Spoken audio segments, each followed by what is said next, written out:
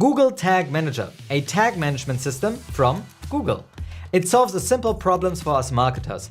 We frequently need to install tracking onto our website in order to determine success of our campaigns, to track the sources that the user came from, or what users are doing on our website.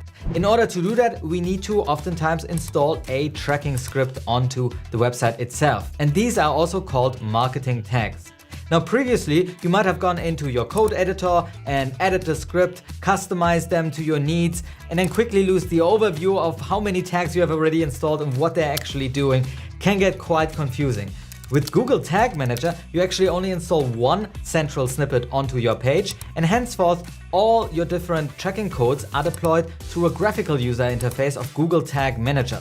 You just need to determine the data that you want to send over in your tags, then create triggers, which are basically rules when your tags actually should fire, and configure your tags that are then sent over to your marketing vendors.